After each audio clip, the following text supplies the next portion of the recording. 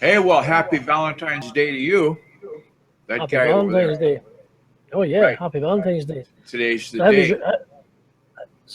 Today's the day. So how was your? What's your experience with Valentine's Day? Well, Valentine's Day memories are many because I'm 65. I've had a few of them. But the Sure. thing I remember the best was all the cards you'd get in grade school. Like when Uh you huh. were like in second and third grade, you everybody in class had to give you a Valentine, whether they liked you or not. It was just a mandate that you had to get a box of like 25 Valentines and write everybody's name on it and give them out and have a Uh-huh. little party and stuff. So that was kind of cool. That was pretty fun. There's many memories I have of Valentine's Day, and I'm sure that there are members of the audience that have Valentine's Day memories, and we'll leave it at that. Okay, because Okay. today's SEO Tips Tuesday, and I Yeah. need to get with it to get done in 10 minutes. And we've got a great show today. I found some things that I Right. even learned for myself about using hashtags Uh huh. with SEO. Now, the first thing I looked at in searching was this guy, and I'm going to mangle his name, but I'll give it my best go. You can see it there in the show notes. All right. Okay. Asun Asun Aka Akarsu or something like that. Okay. Asen did a Aye. research and he wanted to find out who had lots of tweets that referenced the hashtag or the hashtag sign SEO. Okay. And the lions in that jungle were SEM Rush, S Mm-hmm. Engine Land, which is search engine land, of course, and Moz, which is right here in Seattle near where I live. And Okay. so his data mining technique, I encourage you to go to that link and look at it. The search dataology blog, the 1 million SEO tweets, and in doing that search, only 11% of all of the big searches came up with none.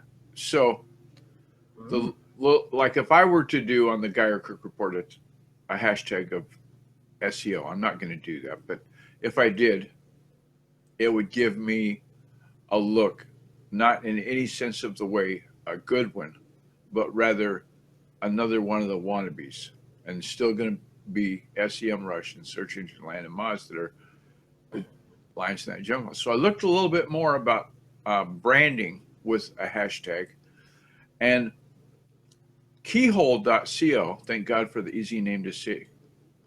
Keyhole wrote a post, and this blog post it references 5 valuable hashtag marketing strategies that are Mm. proven to engage audiences. Well, if you're Edinburgh Dusters Yeah. and you want to engage potential customers, then you're going to have a hashtag for that brand. And these are 5 different ways. I'll scroll down a bit. 5 different ways that the hashtags are used.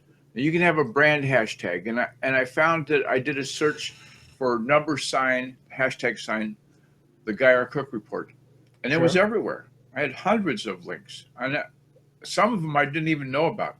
So if you've got a brand hashtag, pop it into the search on Google or on Bing and find out how well it's doing. It might surprise you.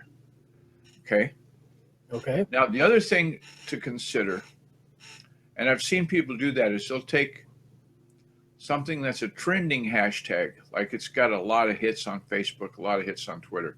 So they'll say, "Oh yeah, I'm worried about the new Star Wars movie too," or something like that.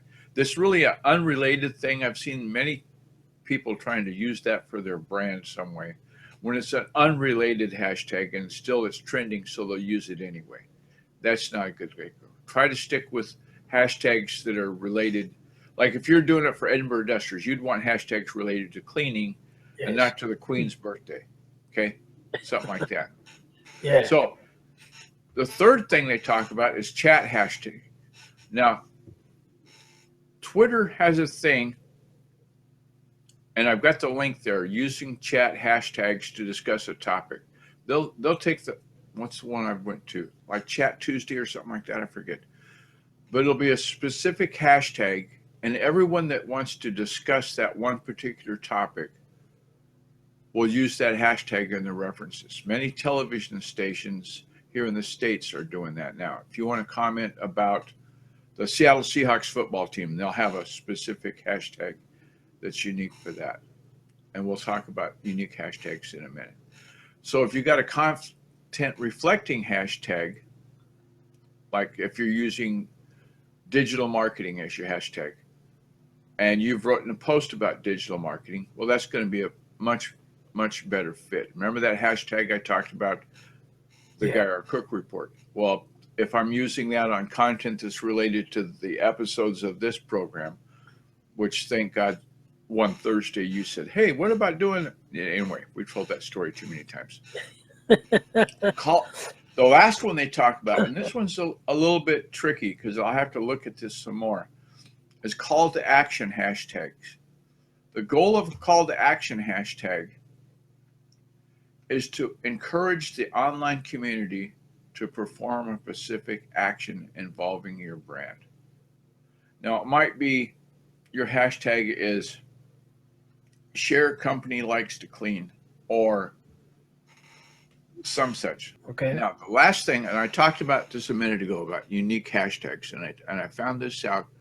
In the show notes there, you see the hashtag GRC49ROQ. What the heck? Yeah. That's the hashtag that I'm using specifically for items that I'm posting online for sale in my moving sale. Ah, nice. So when I want to get one list one time, so maybe I have to mark something sold or something like that, I can put that in there, and bazinga, there it comes up. So it'll make lookup of your items that you have on sale on Craigslist or on Facebook Marketplace, something like that, comes up straight away. Cool. So I put 3 links in there to places that I didn't know were even going to happen for that tag. Mm-hmm. And the one I'm really pleased with were the hundreds of links on Pinterest. Okay. And I've got the link there. You can see B-Domain hosting the Guy R. Cook report. So there's the Reader's Digest condensed version of the hashtags and how to use them and 5 ways to explore to build your brand. I hope that works for you. Oh yeah, while I'm looking at it, become a patron on Podbean. Yeah. And on that note, we got to do a big shout out. Thanks for being a patron, because we now have patron. Notice I didn't say patrons. I know. We've got our first patron for the Guy R. Cook report. I want to thank each and every patron for their support. So that thank you, you get it exclusively. If you're number 1, you're the first patron. I know. You don't have to share it with anybody. It's like winning the lottery all by yourself. So this patron, you're going to send them like a Guy R. Cook mug? Are you going to send them a keychain?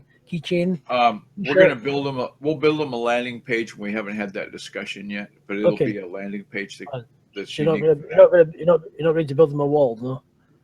No, we're not going to do that. Especially relevant to and the thank yous. We talked about them a little bit. Edinburgh Dusters and Fraser Ramsey, that guy over there that you see. Edinburgh Dusters, one Thursday afternoon, Fraser. Oh, I told that story once, and I said I wasn't going to tell it again. Anyway, he made a graphic, said we'll do a podcast. Well, here it is. So thanks to Eileen Smith. Go ahead. So I was going to just help you out there. So thanks to Eileen Smith and Basic Blog Tips, and also want to, of course, thanks to Friends Just Chatting, which is a Facebook group. You can go to facebook.com/groups, and I won't even bother reading out the number, but you can just search Friends Just Chatting and you'll find us on Facebook. And thank you to listening. And please consider subscribing to our YouTube channel for the Guy R. Cook Report list via bit.ly at http whack as you say bit.ly/VDH YouTube. Okay, but for our American listeners, that URL is bit.ly. Yeah, well, I think it sounds like an E when you say it, and that's just your accent. No big deal. One of the nice things about the Bitly link shortener, the good thing is you can build a custom shortened link. The bad thing is link shorteners. Some people won't click on a shortened link because they don't know where they're going to end up. You know, yes. even though it says bit.ly whack Aye. VDH YouTube, well, that would make me think I'm going to go to YouTube. But sometimes you go to an affiliate link, and it's not very good at all. Yeah. So buyer beware. It's all And good. on that note, we've happy done it all. Valentine's Day to everybody. Happy Valentine's Day to everybody out there, and hope you have a wonderful time. And hope it's a memorable day for you, whether you're single or attached. Yeah. And on that note, as you say, it's a It's a wrap.